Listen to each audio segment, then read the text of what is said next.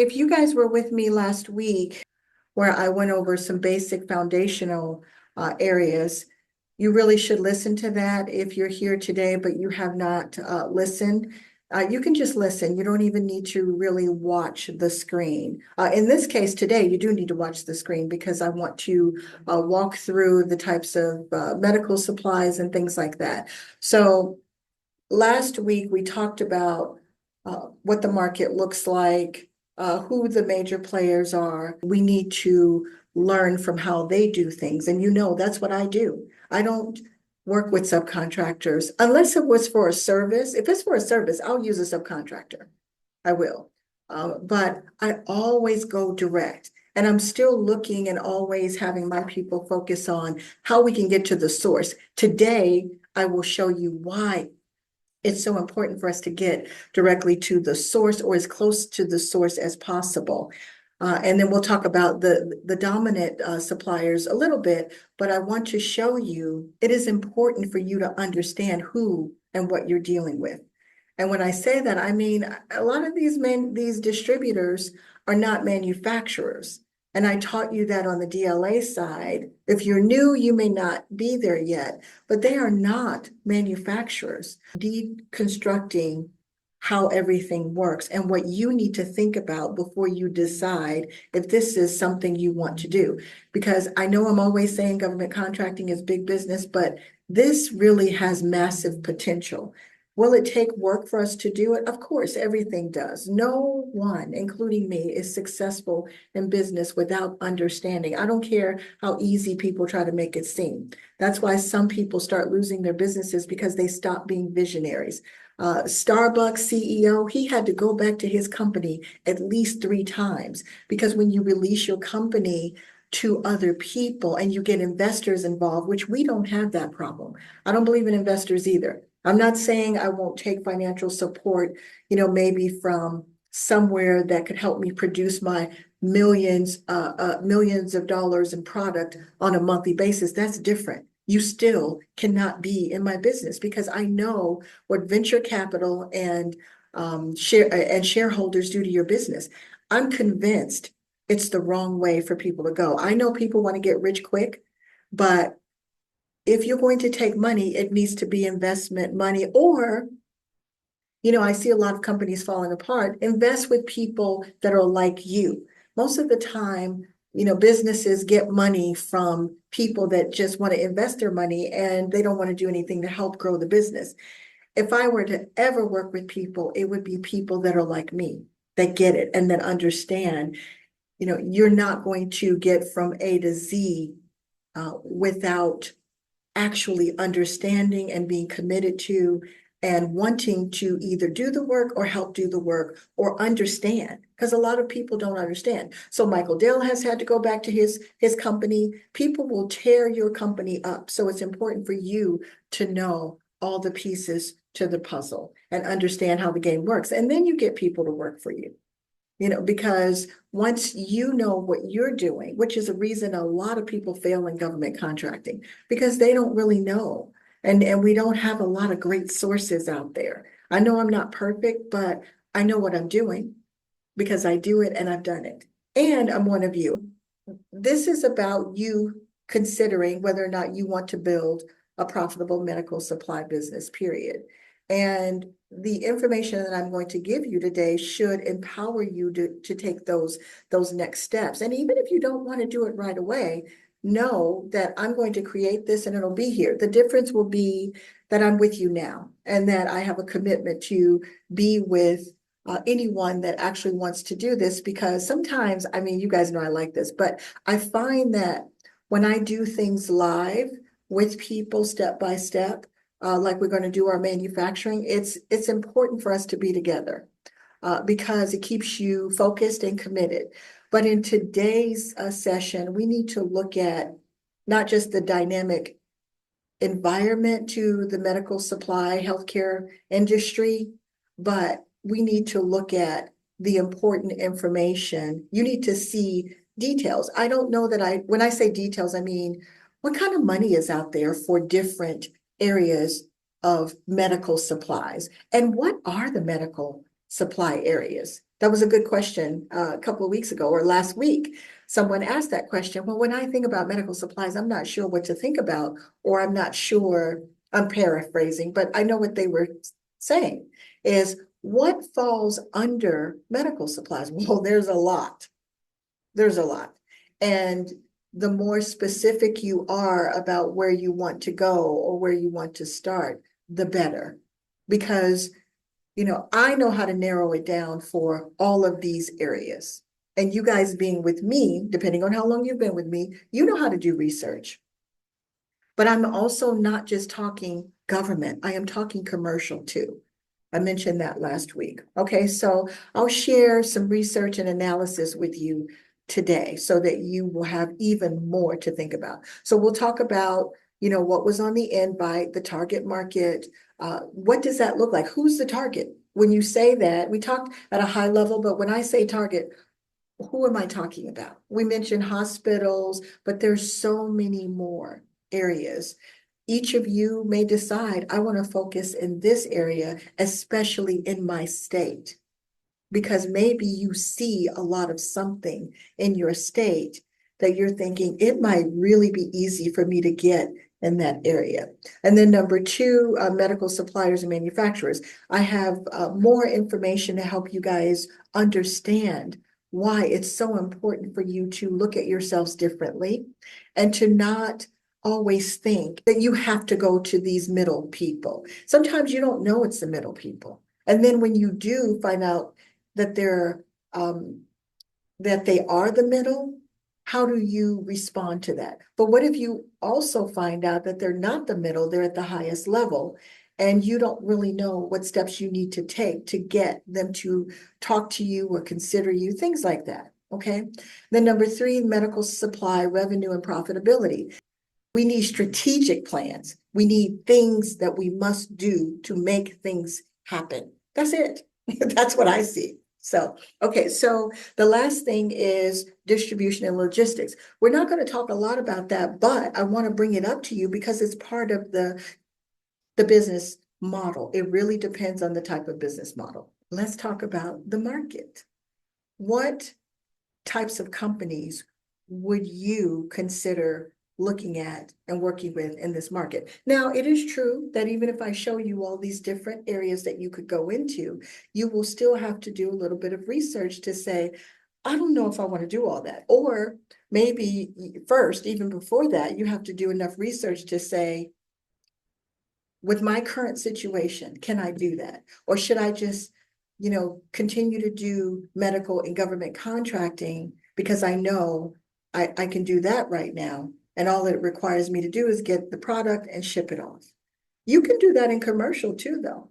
So you'll need to learn a little bit more about the areas that you choose, but your target markets, and I notice it's an S because there are a lot of different markets.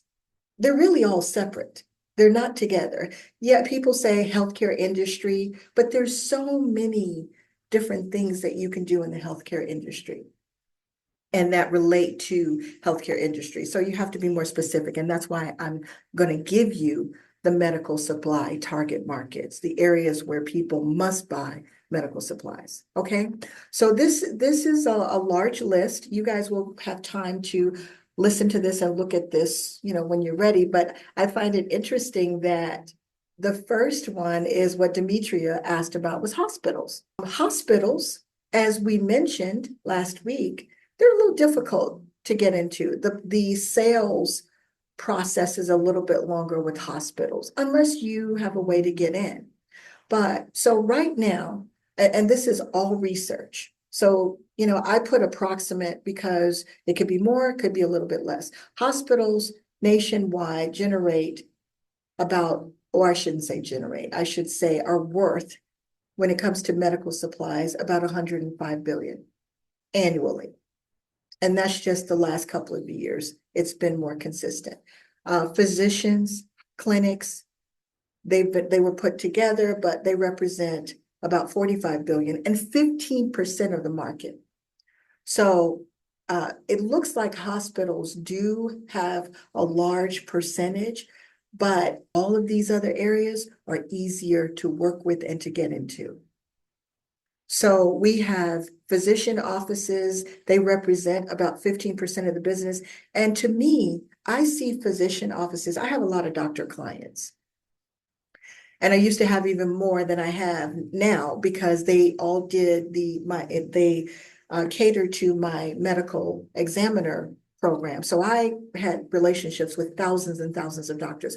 The reason the doctors like me is because I didn't just do that with you guys. I taught the doctors how to make money too.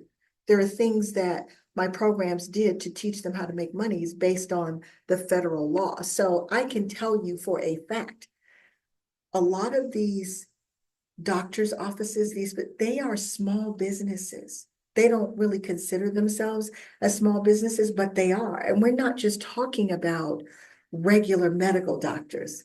I had both.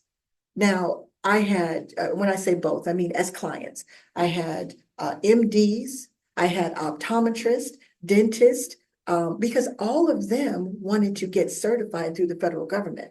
Remember, I hired doctors to go and train all of these people all over the country. My vision has always been to help people do what they want to do. And if I have something that I know that's going to help you make money, like I did with the doctors, as soon as Obama said all these truck drivers got to get these physical exams, I started thinking, how can I help with that?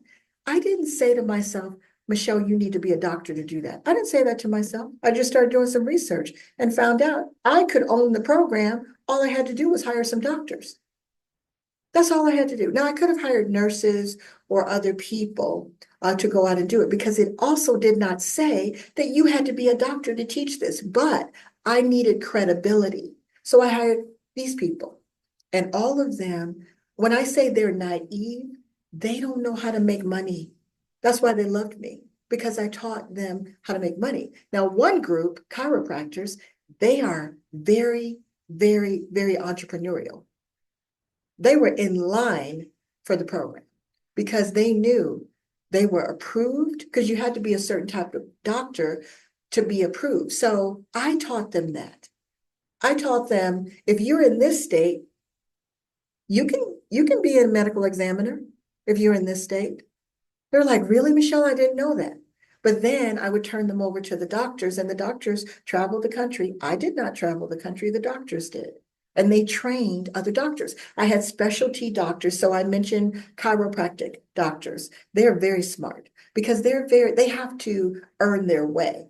So they're very open to a lot of entrepreneurial things. And they got certified in droves so that they could offer other services like drug and alcohol testing, which, by the way, is part of the medical supplies. Where would they get that from? Well, I supplied them the medical supplies.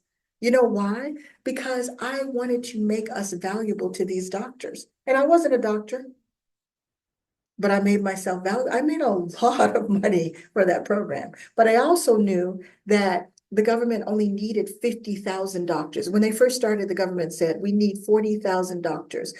40,000 medical examiners. The government had what we called a certification portal. Soon as they got trained, they went to get tested. My company did the training. They got a certification. They went and got testing. I'm telling you all of this to say, you guys have to be creative in your minds once you learn things like I am. This is the only reason. And I promised myself I'm not going to talk about this man today, but I'm just going to say this about that Elon Musk has all these government contracts. He thinks about those things. And I'm not giving him a compliment, but I also have to give credit where credit is due. You guys know I can't stand the guy. I think he's an awful person. I do. But there are not enough people thinking this way. He thinks like I do, except better. And he has other tactics that he uses. We don't have to use those tactics. I didn't have to use that tactic. I didn't have to steal from those doctors. I didn't have to charge them enormous fees. Was it $695 per person to get one training in a day? Yes, but that wasn't a lot for what my company was going to help you make by doing drug testing, by giving these physical exams. I also taught them about where you're going to go, like what does your market look like? And you know what they would say? Well, Michelle, most of the companies, the truck driving companies, aren't they very large? No, they are not.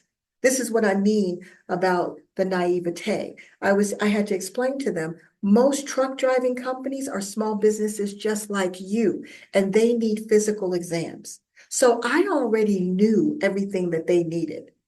I just didn't realize in my naivete that they didn't know these things. Like I didn't know that they didn't know how to go get drug testing, that they didn't know how to get medical supplies for collection cups, that they didn't know how to set up a laboratory, that they didn't know how to hire an MRO for their testing. So I did it all for them because I needed to help them be successful. And they're all doing this to this day. They increase their profit margins and their revenue something crazy. It was so good to watch them and hear them do. And I wasn't the one always in the classroom, but I did get involved after we started certifying so that they would know who we were and that they would come to us if they need help. And they had chiropractic and medical examiner organizations, but they would come to me and my company because we were helping them. That's what I want you guys thinking about. When you are providing services, people want to work with you because if your services are customer focused and you're making lots of money, you can do both very easily. All you got to do is treat people decent. You can't let people cost you money, but you can treat people decent and you can take care of them. What I find is this group right here, these physicians and clinics, not clinics, even though we have them combined, physicians are small businesses like you. They're easier to get to.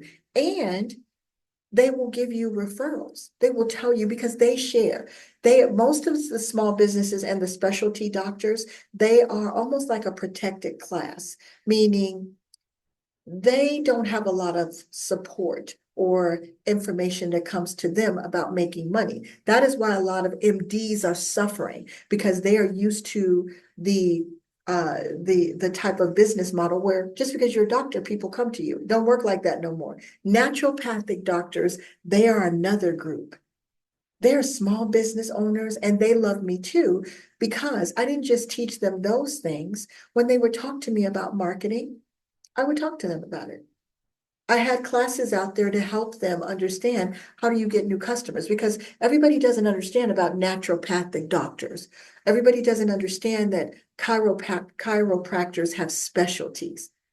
You can have a chiropractor nowadays that knows how to do acupuncture, that has a cardiology focus, all those things. So you are helping long-term care facilities when you are figuring out, okay, how many of these long-term care facilities are in my county?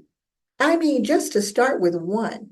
And I know some of you think about sales. Listen, like I told Candace and I had a brief conversation. Well, it wasn't really brief. We had to talk about a lot of other stuff. But I was telling her, because a lot of you guys are not going to want to sell. You can't look at it that way. You are providing a service. It's not selling, but I have you covered on that too. We won't talk a lot about that today, but I will help you to try to help you to see why you shouldn't be worried about sales. All you got to do is some right things. And I know we don't have to really sell to the government.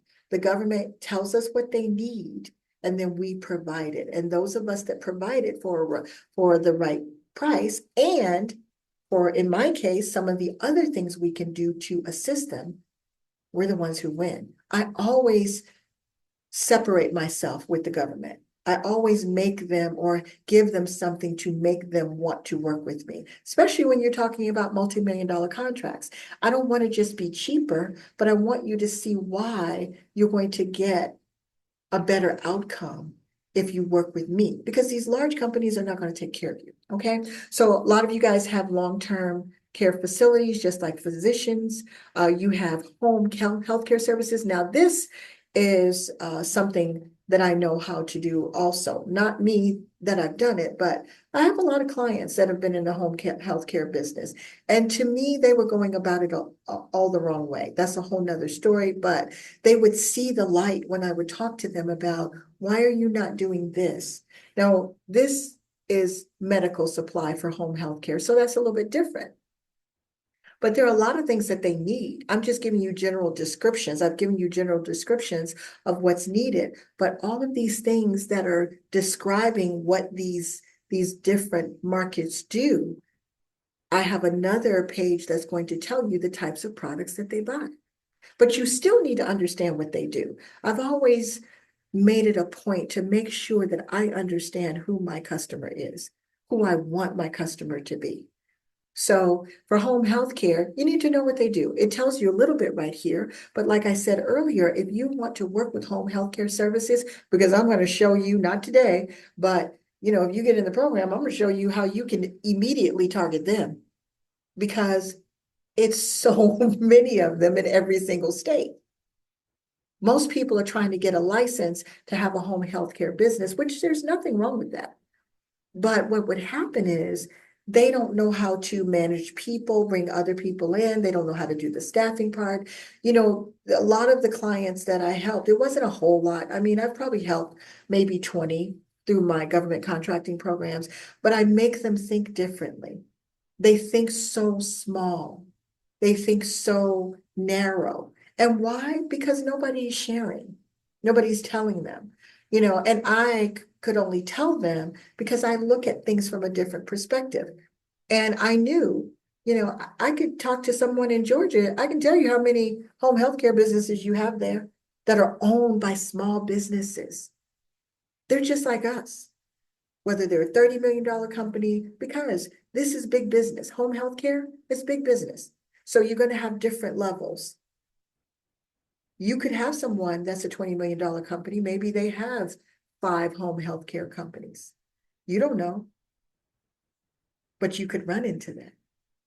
And you could get information to find out, where they're located. How do I work with them? What type of home health care services do they provide? That's going to help you to understand what types of medical supplies you should offer them. Okay. Ambulatory surgical centers. Most people never even think about these. They're only 5%. But what if nobody's focusing on them except Cardinal or McKesson? And those big ones that we talked about last week, they have so much business that they don't take care of their customers that well. They don't. Because, I mean, they're busy out here selling. They're busy trying to get you to sell to other people for them. Plus, they have a team of people that sell for them. Okay. Government and military, we already know about that. That's 7%. It's probably more than that. I didn't have time to do that, but I've done it before. I know what 65 looks like. 65 FSC category or PSCs for all the 65s. I know what it looks like because that's what I do. And I also know what 339, the beginning NACE code for manufacturing in medical. I know what that looks like too. Billions and billions and billions in the USA spending. I've done it numerous times. So I know that this number could be even bigger. So they're saying approximately 7%, but the research says 7%, but it could be more than that, especially with DLA, especially with what I do too with DLA, because I already know how much they spend in this hidden area of pharmaceuticals that is not on SAM. They don't put the things that I'm working on right now on SAM. I don't know why they don't do that. But I do know when they send me something, what they tell me. They tell me, we're sending you this because you have been identified as a manufacturer in these areas, in healthcare, in pharmaceutical. And so they tell me why they're sending it to me. But remember what I said. Some of you may never have heard me say this. They vet you just like you're vetting them. They're checking you out like you're checking them out. And I remember the first time I received one of those, I remember thinking, I just don't have time to look at this right now. But something said, but I'm going to put it on my plan, because it had a long date, meaning it wasn't due for 6 months. And I thought, I have so many other things to do. I just can't. The only other person that can read those contracts to see if we are interested would be my COO. And that's not even her job, it's my job, because I'm the CEO, but I'm the sales acquisitions person. So she will sometimes take a look and she'll say, no, I'll do it. And the reason she probably wants to do it is because she and I are the ones that are going to work out the numbers. She has to go and make sure we can do these things. So That side on with DLA on the pharmaceutical, not just pharmaceutical, but medical supply, it's bigger because they don't just send it to me about pharmaceuticals. I focus on pharmaceuticals first because that's where a lot of the money is. But they also ask me for, can you do these specific medical supplies? Because even though this administration probably won't focus on it, we have hidden areas of where we are focused. When I say we, the country is focused on medical readiness in case there's another COVID.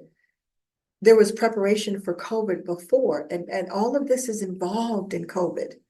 We don't want to be last minute like we were before with COVID.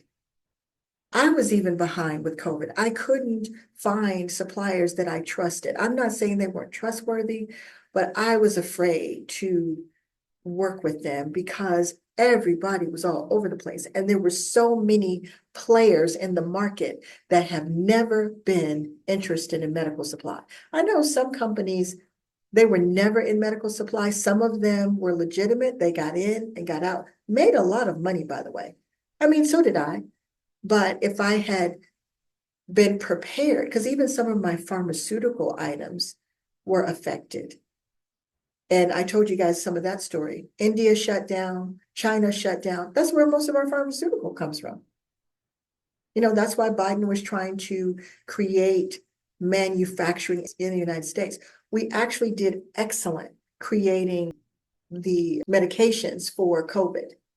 It's a miracle that we were even able to do that. And it wasn't we, it was small businesses like us, small manufacturers, that this is what they do. They came out of the woodwork. Everybody got together and helped. And by the way, pharmaceutical companies are not as profitable as people think.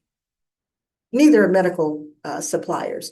They make good money, some of them, but that's why they have a whole strategy for using large distributors like the four I talked to you about, McKesson, Cardinal, and people like us. That's why they have the strategy, because they're not great at, to me, manufacturers are not that great at business. I see a lot of holes with manufacturers, not just on the medical supply side, but also just in general. So they don't want to focus on sales. They need us. And it works. So we'll get to that shortly. So we have government, we have pharmaceuticals. I shouldn't say pharmaceuticals. We have pharmacies. I have approached pharmacies about doing compounding for me, like small business. They're small businesses. I'm not talking about Walgreens. I'm not talking about CVS, who they are because in my state, because they have to have some of the same licenses that I have to have. But I could just go to some of the pharmaceutical or pharmacies, I keep saying pharmaceutical, some of the pharmacies and just ask them, can you make this for me? Now, some of them are not that entrepreneurial. Some of them will say, well, I could do some compounds for you, but I can't make that particular product, because you guys have to realize people are not that business savvy. They don't have the imaginations. This is why billionaires can get people with specific, and me too. I'll be honest. I mean, I go get people that can do specific things. I do, especially when it comes to my manufacturing side. I go and I put people together and I have them do what they do, but they don't know how to do what I know how to do. Like, think about why we're doing this. So you're probably smarter than most of the entities that you're going to work with or be involved with, including a lot of these people. Now, that's not an insult to them. What that says is they focus on what they do, not what you're doing. They're trying to survive in their space. I'm just trying to run a healthcare agency for people that home healthcare, that need home healthcare. That's all I'm trying to do. I'm just trying to take care of the veterans. This is how they feel. People like us are the ones that help them run their companies. It may be one area, but can you imagine what it feels like with these larger companies gouging you on medical supplies and you don't know any different? Because some home healthcare services need very serious medical supplies. And then some, if they're assisted living, maybe they don't need a lot of expensive equipment like oxygen tanks and oxygen services and things like that. So what we have to think about is our customers and what they need and how we can help them. That is how I have always been so successful. is because I care about what people need. It's not about me. The money comes second. Because when you take care of people, it's going to take care of you. It is. It may not always happen as fast as you would like, but it is going to happen. Contracting officers treat us the same way. They appreciate, most of them, a lot of them, when we take care of them. They may not see it that way, but you're helping them do their jobs. That's all you're going to do with these people. So you have pharmacies, you have dental offices, you have urgent care clinics. Now, some of these we may need to, before we just go out there or before we just start talking to them, we may need to find out how does their procurement work. Now, I'll say this to you. Some of the urgent care centers, I taught my doctors that we got certified. I taught them how to get business from the urgent care clinics. The urgent care clinics that did not have doctors and nurses that were certified, I taught them the dynamics and the target markets. And that's how they started realizing where they were going to get their clients from. Who were their clients? Their clients could be an urgent care center, but their clients were also truck driving companies, small businesses like themselves. That's all we're doing. We're doing the same thing. What we're figuring out is who's in the market, who needs what I have to offer, who needs this, and how am I going to get them is second. Here they are. How do I get to them? Where do I start? Which ones are the easiest to get started with? That's what this list says. And then you have rehabilitation centers, which one of my best friends, I only have two. She is actually a nurse. She's been a nurse for quite some time since she was in her 20s. And she's one of those old school nurses that she remembers back in the day, but she worked with a rehabilitation center. It is a little bit different, but they are owned. These urgent care centers are owned by the urgent care centers and also the rehabilitation centers. They're privately owned. So they're not, in most cases, part of some big conglomerate. But what I learned when I was helping the doctors was a lot of these urgent care centers, they are owned by non-healthcare people. You could own one. You can buy an urgent care center. So they're also owned by small businesses. And when I say small, I don't mean little. I mean, these could be $30, $40 million companies. Maybe that's all they do is buy up healthcare clinics. Okay, so all of these situations, some of these situations look small in the sense of the percentages in the market, but it's huge to someone like you because that's all you need is a portion, a portion of these types of facilities in your area. But you do your homework first to find out how do they operate. You always want to know, which most do operate the same way, but you always want to know how companies, no matter what industry, no matter what they do, how they buy their products. Sometimes that's the first question you need to ask, and it's very easy to get that answer. When you go in and just start trying to find out who do I talk to, that doesn't work good. You always want to be armed with information. Okay, as much information as you can get.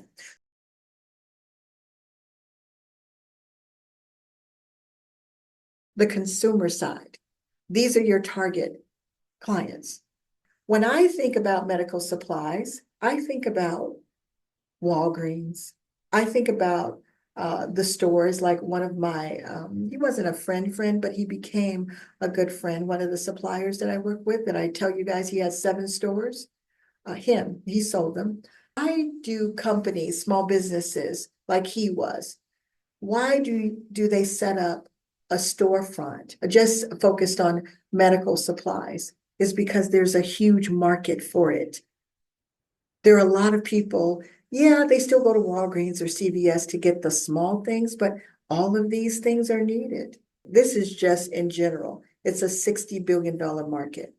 So some of us know, like my guy that helped me with, do some things locally, our relationship, he had relationships with hospital companies, manufacturers of hospital beds and oxygen equipment. He had wheelchairs in his stores and walkers and things like that.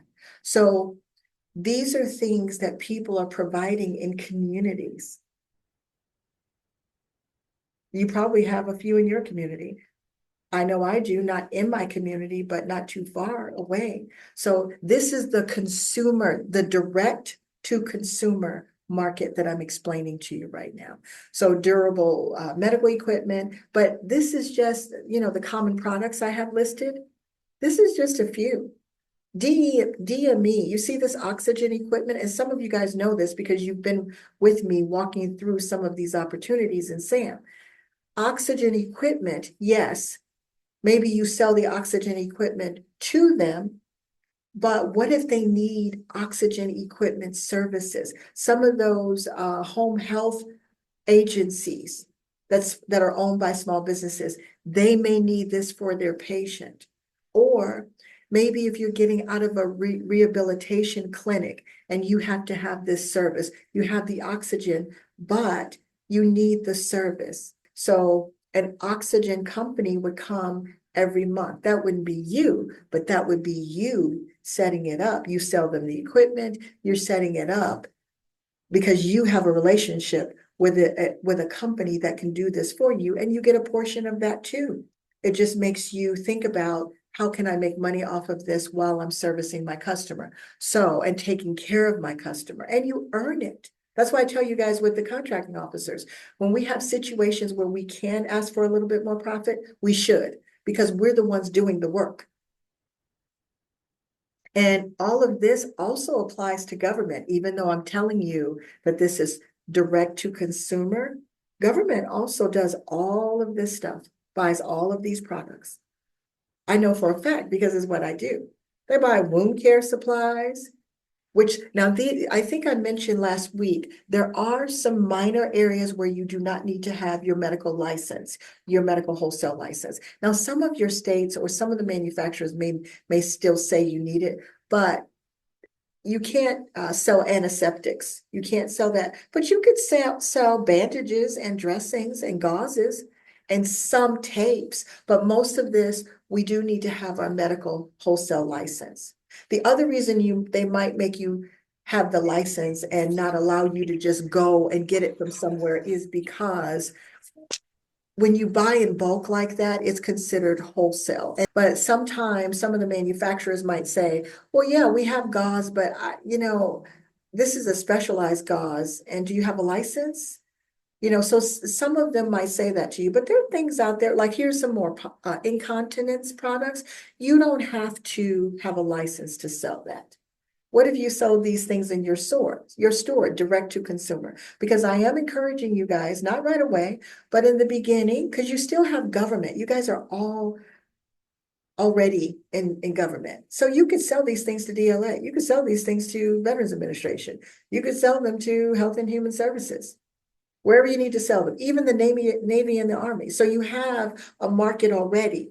But all of these things are in the system set up already, where you could start selling them right away. But down the line, you need to figure out what you want your business model to look like. And if you're going to build not just on the government side, on the consumer side, and your store doesn't have to be anything fancy. We would talk about that in the program. Doesn't have to be anything fancy, but you guys know I'm just like you. The things that I do may be more intensified because I have a lot going on, but I still have to do me and my people. I might have more people than you do, of course, but I still have to do some of the things that you have to do. That's how I got here. You could easily sell them the types of things that they need. And it needs to be the same way at some of the clinics and all of that. But all of these things are consumer purchases as well, not just government and not just this other list that I showed you with the hospitals and with the home health. All of these items, and this is just a list of some of the items, but durable medical equipment, that's a huge market. If you were with me, which Linda was with me, Linda, I don't know if both of my Lindas are here today, but they know because we looked over on the SAM side as service opportunities for DME. Okay. You guys see these CPAP machines, all of that. My guy that I worked with here locally, he had a lot of these things. And I might not buy it out of his store, but whenever I was working on something with the VA and it was part of their medical list, I would ask him, do you have a relationship here? Because he had 7 stores, he was able to get me a huge discount. He made money and so did I. And so did the manufacturer, by the way. We're going to talk about that. Okay. Medical supply product categories. Let's walk through what I was just saying. I mean, I listed some based on the industry, but let's talk about the types of products. And some of them are here, but these are specific to what's being purchased. Those other numbers were specific to the method, like who's buying them, like what the industry is like. This is specific to the product. Okay, so these are product categories. I have a few pages on this. So we have the DME market. That's a $60 billion market, meaning that's how much is being sold in that market. Not who's buying, like the previous slide, but how much is being sold in that market. Medical supply equipment. Now, that's a little bit different than just medical supply. Notice it's equipment. Okay, and so is the Duramedical. It's considered equipment. Some of them are, I was going to say, the DME can be different sizes, but so can this one too. But when I think about medical supply equipment, sometimes I think about the big machines that hospitals have. I do think about that because hospitals have so many different types of equipments, pieces of equipment that are in the hospital rooms. They could have monitors. That's a whole nother level, which you guys might not be interested in, but just understand that medical supply equipment also includes the ventilators, defibrillators. I used to get a lot of requests for defibrillators. That's a popular one with government. Diagnostic imaging systems, that's a popular one with government. You don't see a lot of it, but you see it. And then medical supply products, the consumables, those are usually the smaller items that you guys would probably start with, providing those to the different markets. And this is just a small list, nothing huge, but test strips for diabetics, things like that. Okay, and then medical furniture, that's a big one. That's a big one. So medical supply furniture is a very big one, but that one is only represented at about 15 billion. But look at the market, the easiest market for you guys to get into. On average, annual spend is $50 billion. And I want you guys to think about these numbers because guess where all of the supplies are coming from? The big 4. Not because they're manufacturers, because they are the largest distributors. Now they manufacture some things, but not all of their money and revenue is generated from what they manufacture. It might just be a small market of something, just because maybe Cardinal sees a good way to get in and offer that item while they're also offering the same or similar item with their competitor that they sell for, by the way. So they can be a competitor with a manufacturer, and that manufacturer will still allow them to sell their product because they're Cardinal or they're McKesson or they're Owen Miners. Okay. All right. So the medical supply industry in general, with the smaller ones, $50 billion is probably more than that. And I say that because if you don't go inside the government to get reporting, we don't even know the government side. I will do that, but I already know what that looks like. So I know these numbers are not off. When I look at different research from different places and add it together or average it together, that's how I know these numbers. But I know a lot of these numbers are not off. And I know government is responsible for only a portion of the sales for these numbers. Okay, Leonard, I saw you had your hand up. Good afternoon, Michelle. Thank you for Hi. the program. Oh, you're I'm welcome. enjoying it. Oh, A good. quick question now. Mm-hmm. So we're just talking about the $50 billion industry on medical supplies. Do you have to go to Vietnam and Malaysia to have these things manufactured, like Band-Aids and gauze and stuff like that? No, Yes. no, I'm going to tell you guys something. I'll skip ahead. Um, no. Now, if you wanted to do that, you could do that. I mean, we have, some of these so-called tariffs going on. It doesn't affect some countries it does.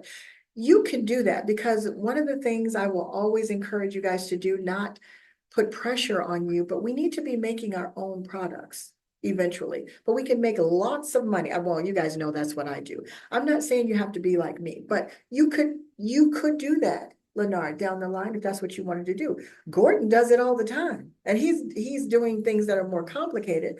But when I say to Gordon, one of my people, one of your peers is having a hard time finding an ingredient or a product. Can you work with me? Can you help me? And then we'll do a session with that person. Gordon does it all the time. And he's actually taught me not to be afraid of that anymore because it works. He's done it over and over and over. He did it before he came to government contracting. So you can do that, but you don't have to. The thing I'm going to skip ahead about, and I'm not going to, of course, show you guys all of these. I have a list of manufacturers. Not all of them do it in the United States, but they have offices here, which I told you guys in the other session. I love that. I would prefer, whenever possible, to work with foreign countries in the United States because they take better care of me. They seem to be more excited about making money. And the deals are bigger. They love the idea of working with American companies. That's why they're here. And they don't say to you, well, how much is this worth? Because they are real business people. American companies are just, I mean, sometimes we're so entitled, our attitudes, that we before we can even help the customer to understand, yes, I can help you, which is what the foreign companies do. They're busy asking you all other questions, but not all American companies are like that. I've dealt with some really good small businesses in the United States that you guys might not consider small, like equipment manufacturers, because they want to do business.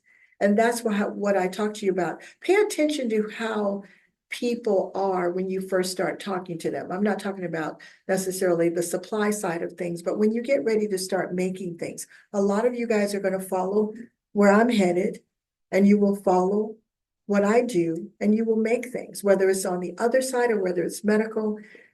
There's a process and or a system and or there's a certain level of communication that you need to be aware of. You need to know who's going to be on your side. If people sound funny, you need to say to yourself, do I feel like there's a possibility with me and this person that represents the company? Sometimes it's the CEO. Sometimes the CEO will take the call and start talking with you, but there are just a lot of things that can affect your relationship before you get started. And you don't want to start working with someone that can do it for you, but you're acting all desperate. Desperation, I've always told my clients this, desperation is never good. It's never good because it makes you forget the important things. And I know we're anxious to do the things that we want to do because I feel like this too. Every day I wake up and say, I don't have a lot of time for that because I'm supposed to be retiring while I'm still young, but I'm doing things that I love, thank goodness. If I wasn't doing things that I love, I probably wouldn't be doing it. But no, you don't have to do that. I know 30,000 plus medical supply manufacturers that are in this country or they're already approved.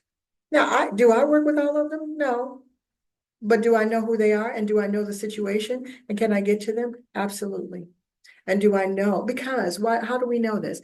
Because we can tell by researching them and how they do things. Some of them I work with, and I don't have bad experiences with them, generally speaking.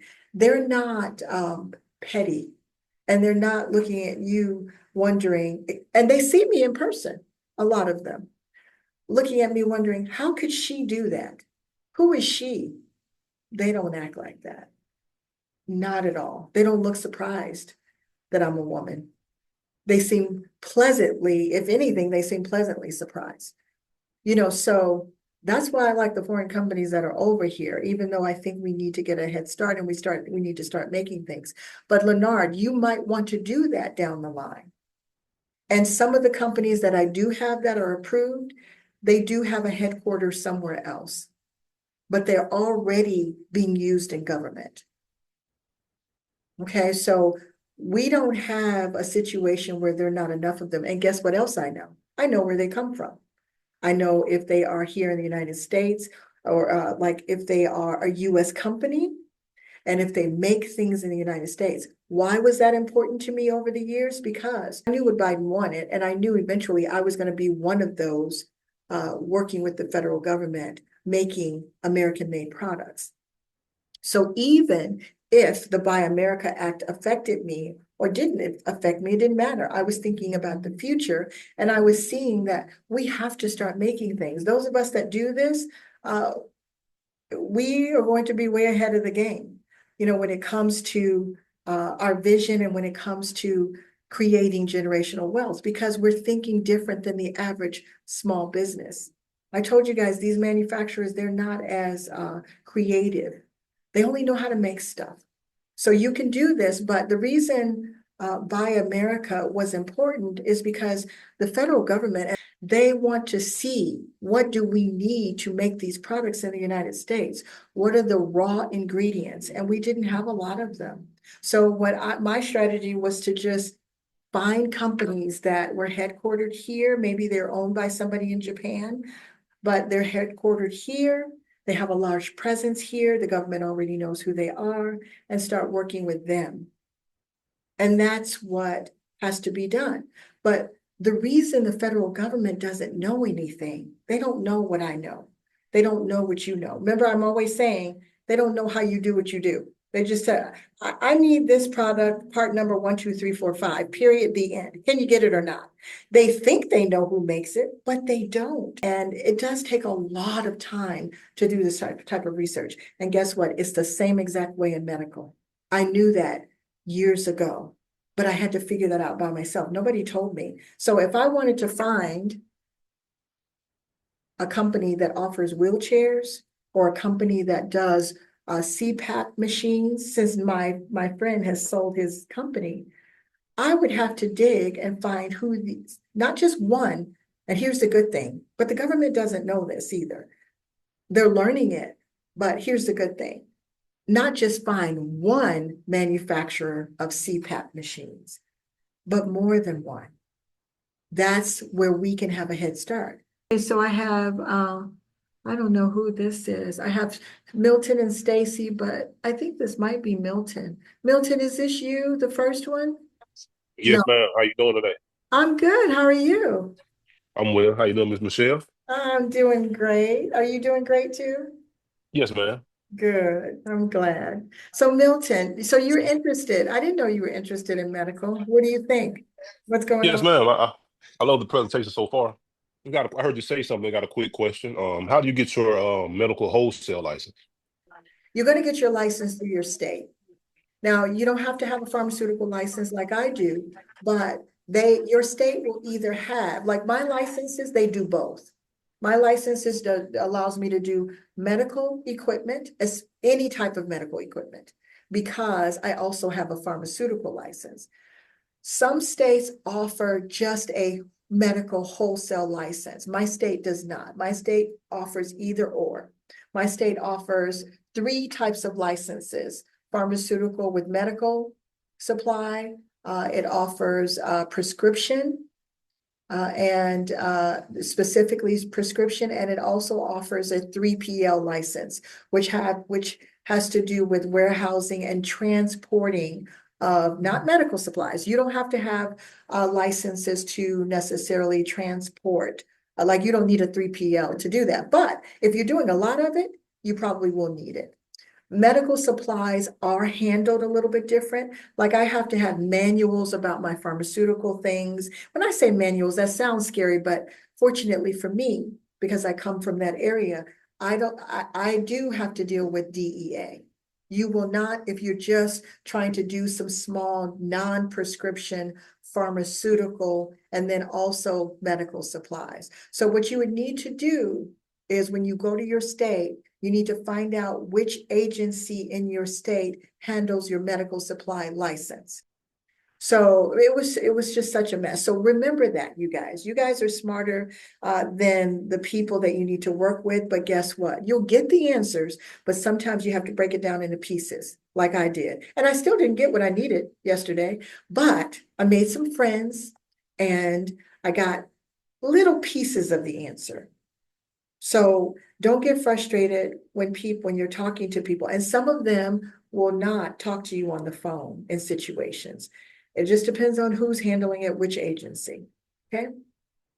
All right. So Milton, does that help? You could Thank you actually, so much, Ms. Michelle. you're welcome. You could actually look that up right away. Big four are McKesson, and that's in the first session too. I talked about them a little bit. I'm gonna talk about them again today and how we need to work around them. The big four are McKesson, Cardinal, Owen Miners, and Medline. Those are the big four. Okay, they are the big four distributors. Notice I'm not saying they're the biggest manufacturers. And that's why this is such a gold mine, because we don't need them. I don't use them. None of them. Ever. Because you don't need them. You don't need them. They're distributors. Now, do they make some of the products? Some of them do what Leonard asked about. They make overseas. Cardinal and not McKesson. McKesson doesn't do any manufacturing. They just do what I do. They do a lot of warehousing. They are the reason. When I saw them get that $1 billion contract and the government said we had nobody else, McKesson was the only one that stepped up. Do you guys know this too? I'm not going to get off track, but I heard a report about how Mr. Musk got the contract for which one was it? Oh, for the vehicles that are bulletproof. Those cyber trucks, I mean, I know they're not bulletproof, but he was supposed to be making some. Now, Biden didn't give him a big contract because I think that's when he was falling out of favor. But guess what they said? I said, this is exactly what I always tell our clients. You know what they said? He was the only one that stepped up. That is something that I do like about him. He's smart enough to know people need things. Now, do I think he's bright on the other side? No, I think he's not intelligent at all. I think he's smart enough to understand markets, government, what people need. He's understanding how to brand. All of those things are not ingenious, but they're smart because he gets that part. And that's all he has. And it works. So he was the only one that responded to the source's thoughts for making. He hadn't called it a Cybertruck at that time, but they didn't ask for a Cybertruck. They asked for a bulletproof. Biden needed to order, I can't remember how many it was. It wasn't a lot because he only gave him or awarded him a contract for 400,000. Him and Trump turned it into a contract for 400 million. No joke. This is not, look, this is not a joke. But, you know, focusing on the good part of that, he understands how people think. Most people don't think. They're just very complacent and they just go with the flow. No wonder people are worried about their jobs. If I work for a federal agency, I would be very concerned too, because a lot of them, they only know what they do. And maybe they worked there for 20 years, 15 years. So I do feel bad about them because those people, they have the knowledge of what we need. Even though I do complain saying, oh my God, I got to talk to 3 different parts of the agency to get one clear answer. Yes, I do. That's just the way it is. Yes, I do. And I have to teach my people, my employees, listen, you're going to get a lot of run around, but you need to go back and ask these questions because that's just how it is in business. Most people don't think about outside of where their expertise is. They'll say in a minute, I don't know how to do that. I don't know what to tell you. I don't know who the realtor is for all the land property that we have. I don't know how that process works. I did get that though. I did get that months ago. So I did get the realtor, but she's never available and I don't have time to wait for her. So I'm making my own deals. I'm going to use my own realtor because he can track her down. We've done all the work. So he can track her down for us to make the deals. Okay, so you guys have to think like that. Sometimes we're just not going to get answers right away.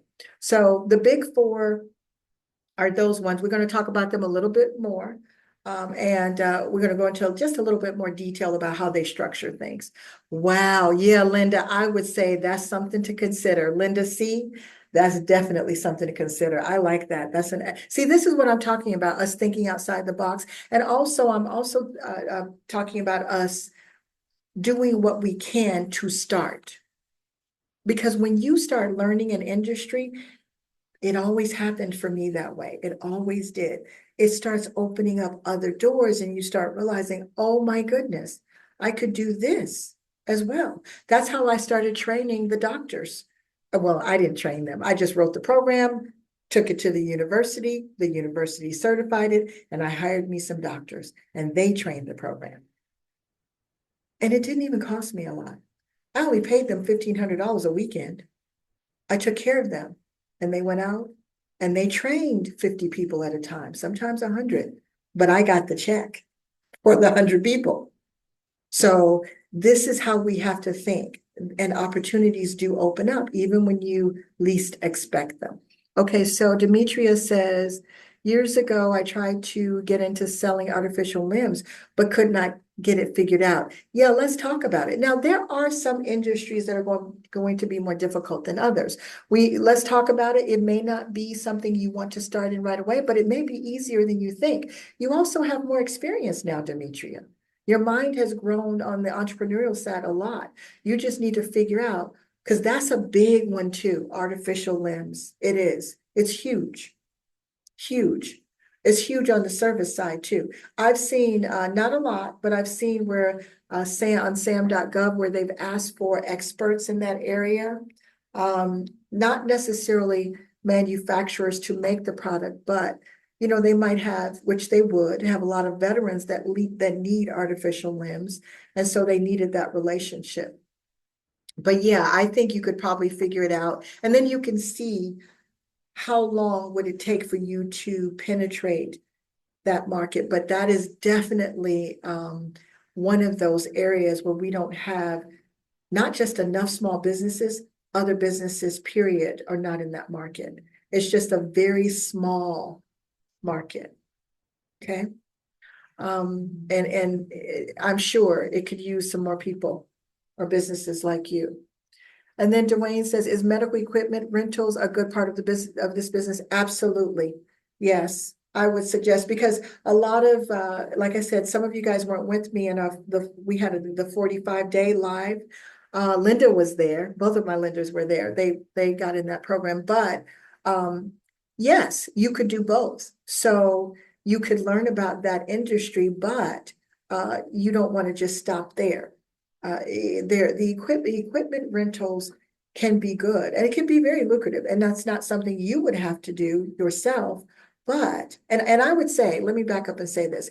For those of you that are considering equipment rentals, not just on the government side, you would need to do a little more research on the consumer and business side. Well, I forget about consumer for that part. I would say start with that list that I showed you, this list here as an example. So these people here, the target markets for healthcare, the hospitals, the long-term care, they would be the market that you would focus on for the equipment on the commercial side. We know the government does it too, because both of the Lindas saw me walk through those as examples and they liked it too. But when it comes to equipment rentals, you may be looking at assisted living companies, small businesses. You may be looking at home health care service companies, clinics. That opens up that market. And if you can beat the other guys, because remember, some of these markets, like equipment rental, you don't have a lot of companies doing it. So they can gouge the market a little bit or a lot. It really depends. Okay. So just ask the questions. Now, one important thing I want to tell you, DME could fall under a different license too. So if you're thinking about doing DME equipment, unless you're going to work with a subcontractor or work with a DME company that could be your subcontractor, that's fine. You don't need a license for that because they're going to do it. But if you want to get deep into the DME equipment business yourself, because my supplier that I work with here, the one that sold his stores, he actually had a service like that too. But he had a close relationship. He actually covered a lot of things for consumers. He made sure that he covered all of those areas, and which was very smart. He didn't work with, I had to teach him government because he said, Michelle, I'm in SAM. That's how we actually became close. I'm in SAM, but I don't know what to do with it. So I showed him and I did some things for him, helped him win. We almost won one of those. We didn't win it, but we almost won one of those QSL medical contracts because he didn't have control over the item. It was for hosiery. That's a medical supply item too, by the way. Hosiery, the ones that a lot of diabetics wear, the hosiery stockings, I forgot, I can't think of the term of the stocking right now, but you use them to keep your legs from swelling. He had a manufacturer that he was working with in Canada. They were a good company, but they didn't have everything that we needed. So we didn't win it, but we went very far. Remember I told you guys on my side for medical, I go through a different process to become an approved source. That's what I was helping him do. I wanted him to become an approved source. So I did the work for him. But we didn't end up in the finals. So, okay.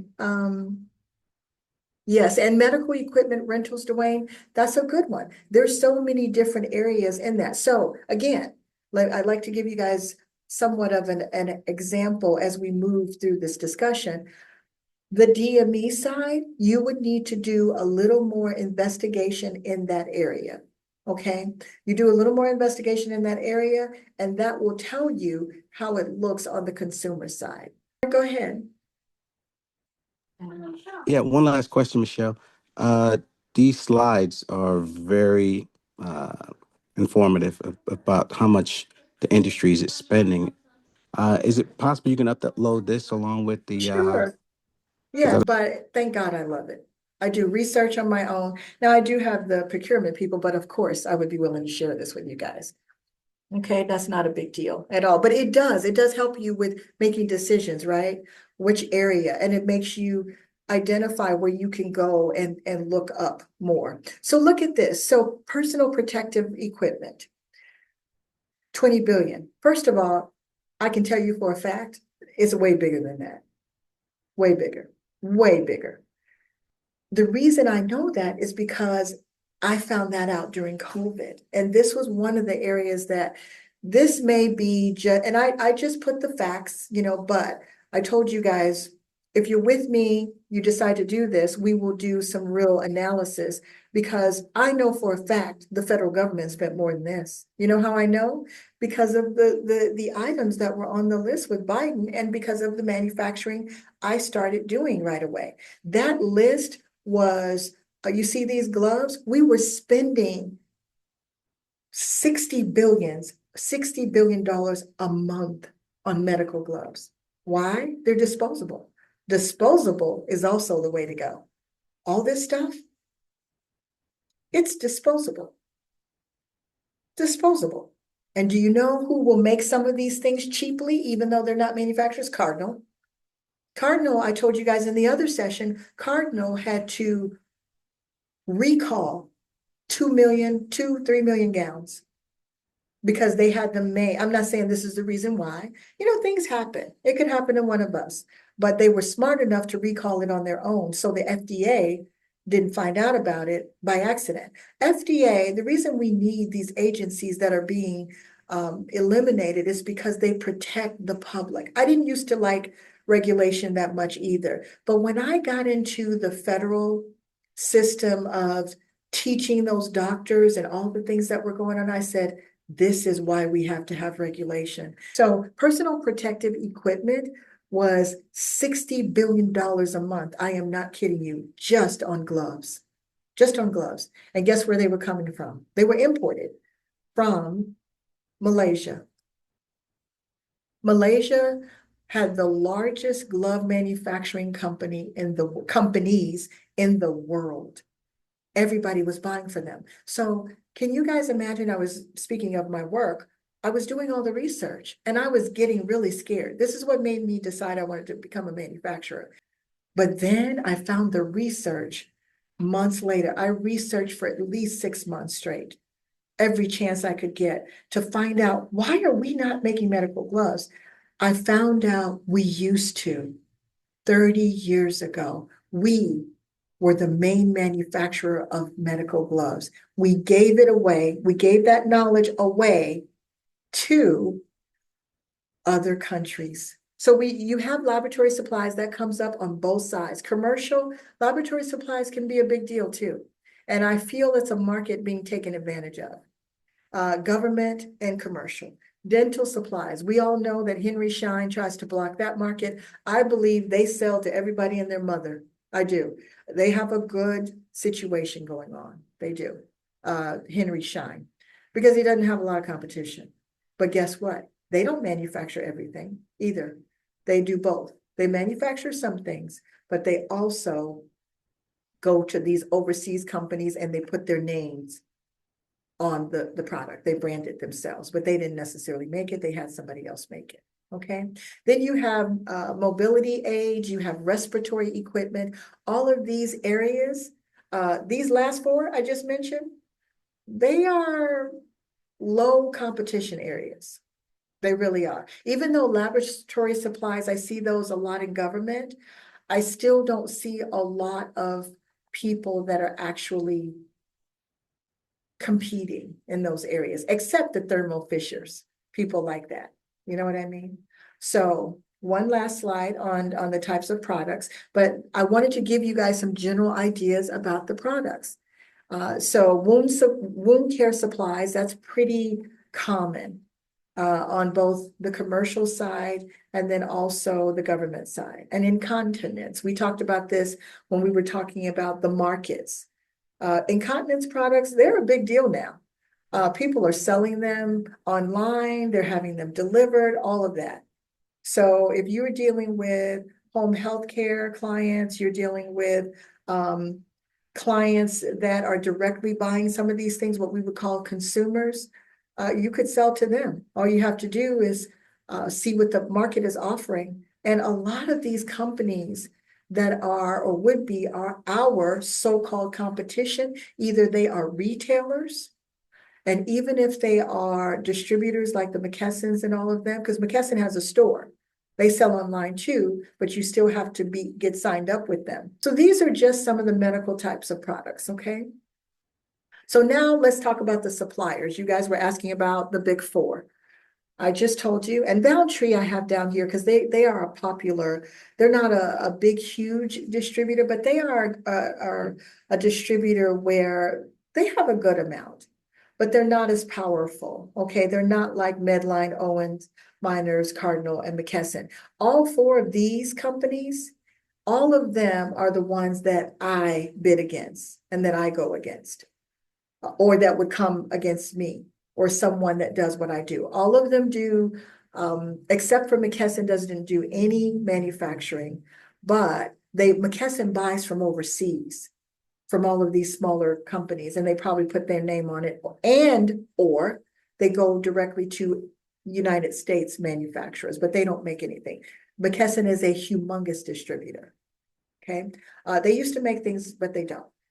They used to make pharmaceuticals, especially. Cardinal, same thing. Cardinal does a lot of work in, I think it's Malaysia, I'm not sure, but they are a manufacturer.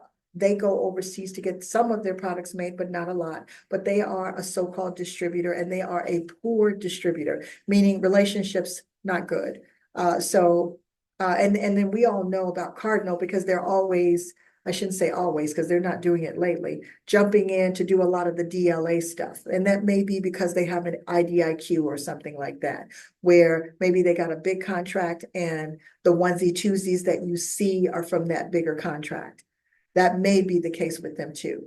But they do warehousing, they do exactly the same thing, because they know that if they could take care of the government's product like I know, and I learned it from them. I watched and paid attention to what are they doing? I know they're a government contractor like I am. What are they doing? And I studied what they were doing. But most importantly, I found out what they were doing because I would read the special notices in my arena. So under medical supplies or pharmaceuticals, I would see these special notices and I would say, what's this about? And then I would see where they said, we tried 5 companies, we tried 7 companies, none of them have the capacity. So we had to go with McKesson because McKesson said they will make some space for us. They will find a space for us. So all of them are very top heavy and have taken on as much as they can take because what I mean by that is they're very top heavy with government contracts because they have a lot of commercial business too. But all of them are distributors. And that's where a lot of their business comes from. Having you sign up with them so you can work for them. Okay. Owens Minor, same thing. Now, these people right here, not only do they do warehousing, but I found out, which I think is completely unfair. I had a long talk with one of the guys. I have to have that DAPA contract where it's a long story, but it's one of those almost like a QSL where I offer a list of certain items, and I have to work with Owens Miners to determine if I want them to house my product, which I would not ever do that. I said, I'm not doing that, but I don't like that they are in charge of the DAPA program on one side of it, because to me, you have inside knowledge about certain things. But when the guy told me, but Michelle, we cannot compete with you, I said, that's what I want to hear. But I still don't want them knowing what my products cost. I don't want them knowing that. But the government has worked with Owens Minor, and also Cardinal. Cardinal does the same thing. So these two have to work in the DAPA arena. And I chose Owens Miners over Cardinal, even though I don't have to do anything with them. But let me tell you this, if I were to work with either one of them with the warehousing, they would charge me a certain amount, a certain percentage. I am so sick and tired of people like this getting portions of our money. They're not doing anything for it, but that's the way it is. That's the way Amazon is. So that's just the way the business industry is. So if there's a way not to pay these people, I'm doing it. I would rather add another step to working with the government rather than have my products that I'm selling to the government to go to these people, and then they charge me to shelve it and manage it. They would shelve and manage my inventory. Thank God I have an option. And the answer is no. Okay, but that's a whole nother program. That's for some of you that could be way down the line. You may never want to do it. It's not something that's required. I only do it because of what the government has asked me, because of the items that I started manufacturing when Biden was in office. I knew I was going to need to have a DAPA contract. Okay, and then Medline acts very whiny, meaning they complain publicly. I read these things. They don't say them verbally, but I've read where they act like such babies. They're always competing with Cardinal and Owens Miners because these 4 companies, they are always against each other, of course, trying to see who's going to get the business with the government. And Medline whines a lot. And then Boundtree, they're just like a retailer, but they are popular because they have a lot. We know that they're also in other areas of the business, okay? Now, this is how it works it's about the manufacturers. So McKesson probably works with a lot of them and even some overseas, and they get huge discounts off of the product pricing. So that could be 25 to 40%. And I learned that when I started making my own products. I'm not talking manufacturing. I'm talking about when I made those bolts. I'm talking about when I made that paint. I was like, are you sure you're making enough money? Because I could see how much I was going to make. And that's how this is. So the manufacturers, and just imagine McKesson in this spot. McKesson has hundreds of manufacturers, maybe thousands that they're working with. And each of them give them 25 to 40%. I know because I have a person like this. McKesson has supplier or procurement management people that go to these people and say, we want to offer this product. Or they might do a whole lot at one time, and then they get these percentages or they get these markdowns to sell the product. So if the product is $100 and they want to sell it for, McKesson wants to sell it for whatever they want to sell it for, they're not gonna let that manufacturer say, well, you got to pay $75. McKesson is probably gonna say, no, there's not enough room in there for me for that. Because McKesson has to sell it to you or whoever the business is. And remember, it's not like they're giving you, McKesson, it's not like they would be giving you a percentage of what they get knocked off. Sometimes they don't even give you a percentage of that. Sometimes it depends on what the market is saying. They might still mark it up 3 to 5% more. Or I should say mark it down, even though they have this. Okay, so even though they get these deep discounts so that they can sell the product for the manufacturer, they may or may not give you the percentages off based on this right here, the 25 to 40%, because they're trying to keep as much profit as they can. Rightfully so, I get that, but that's kind of how it works. So you don't really know, are you getting a really good price? The only way you can find out is to look around in the market and see what other companies are charging. But the fact of the matter is, McKesson is not the manufacturer. They are the distributor, and they negotiate the knockoffs in the middle so that they can get a percentage off. And not only do they make money from charging you a little bit more, but makes you feel like they're giving you a really good discount, which it may feel like that. And you still may be able to work with the consumer or with the government or with the commercial market. But the truth of the matter is they're still hurting you because you're not able to give your client the best pricing because your margins are so tight. Okay, so it looks like this. You have the medical manufacturer that's working with the big four, as I show across here. They're all getting 25 to 40% off on every product. And I use 25% as a baseline because that's low. I know there's, especially if they have it made overseas or if they buy it from one of the overseas manufacturers. And because we don't make a lot over here in the United States, they could still buy from, I look to buy things from Canada. They could, and I know Canada is easy to work with, but now look at what's happening with Canada. But so they go overseas too, McKesson and all of those, they go buy things overseas also from medical manufacturers, but those medical manufacturers are probably approved. They have 510Ks over here, like I have to get. 510K says that the FDA is approving your product and is safe for you to sell it. So I've looked up Chinese companies and companies from other places and they get approved. But it's no guarantee that there's not a problem with some of their products. But if there's a problem, if the manufacturer doesn't catch it, the public could catch it. And then they report it to the FDA, and that's how we find out about it. FDA doesn't go out looking for it. I mean, sometimes they do audits, and now these people are trying to take away the FDA. We need the FDA to protect us. So right here, these guys, all of these big four, they're profitable. They're getting profit in both ways. And then they might even charge you, to have it delivered to you or some other charges. We just don't know. But we know that they are doing very well. Now, here you are. You're trying to see how your margins look, but you're only working with, I don't know, maybe 3%, 5%. It depends on the item. And it depends on which of these distributors you're working with.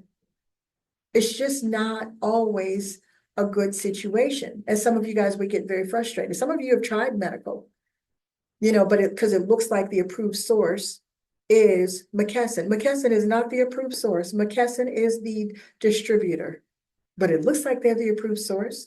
Now, could that part number be a McKesson part number? Sure.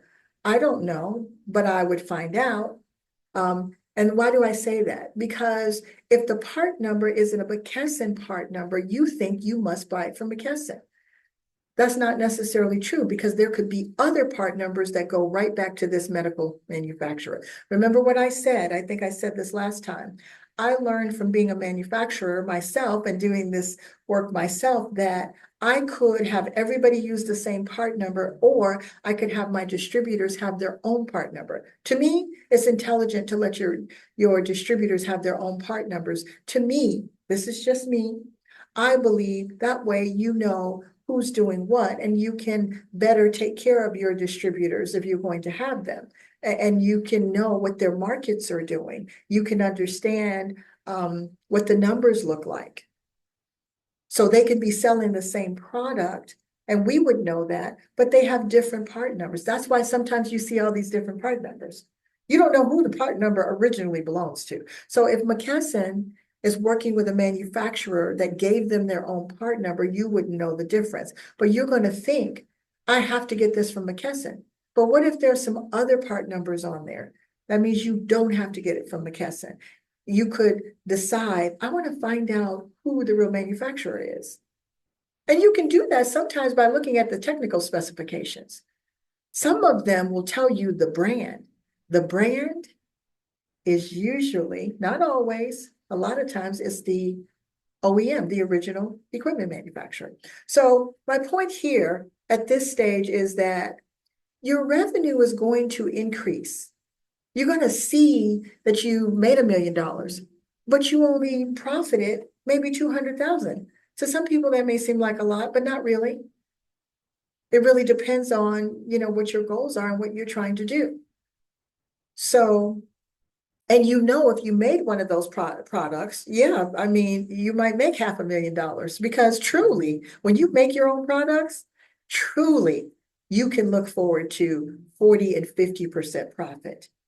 And you are this person, this company. And how can this company afford to give these people 25 to 40%? Well, because it's already built in, but apparently they know how to make the product and not just give it away. But they need these people and you, by the way, to sell it for them.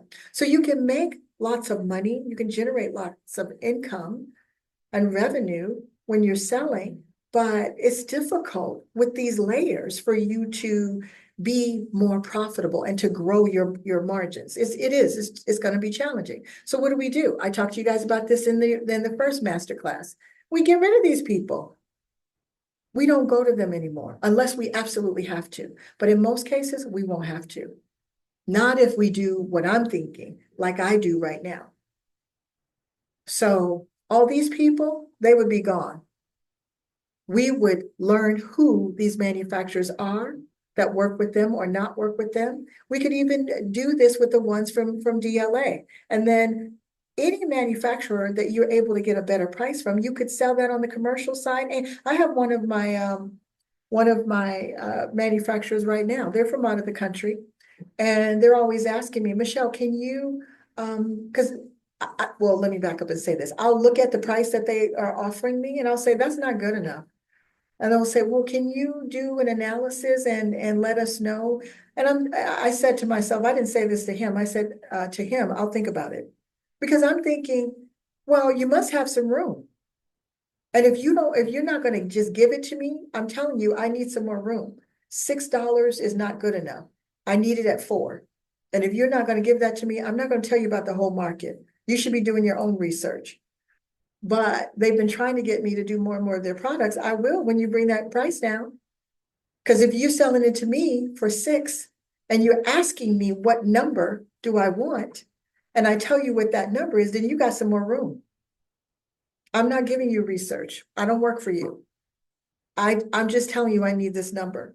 So, and quite frankly, let me take that back a little bit. I do kind of work for you if I'm selling your stuff. So you need to give me better pricing. Because if I'm not getting good margins, I'm not going to push your product. I'm not going to do it.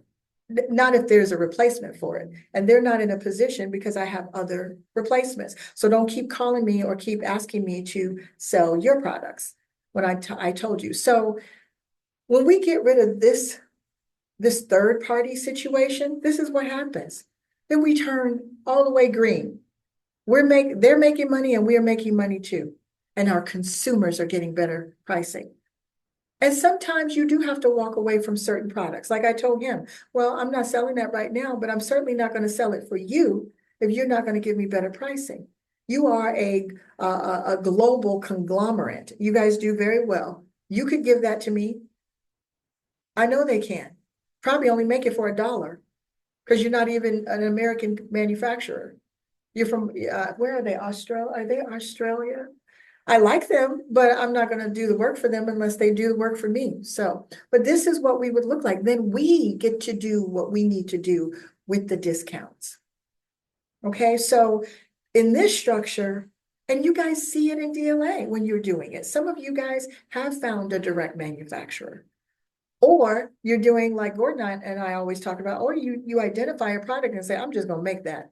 And then not only do your profits go to 25 or 30, they go to 40 and 50 and sometimes 60. Some of you guys know this already because you're working on it on the DLA side. Okay. So then, you start, your chart starts to look like this.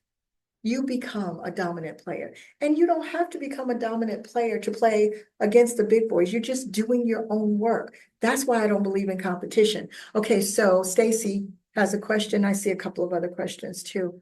Diabetic strips. Who's mentioning that? It's a big problem. So, Michelle, I got a question with the manufacturer doesn't make the part anymore, but the DLA is looking for it. So, if I get that part made, Mhm. okay, now I'm stuck. If I get that part made, do I have to, because they've included tech docs with the manufacturer, or with the original manufacturer's, cage and information, but they've Mhm. included tech docs.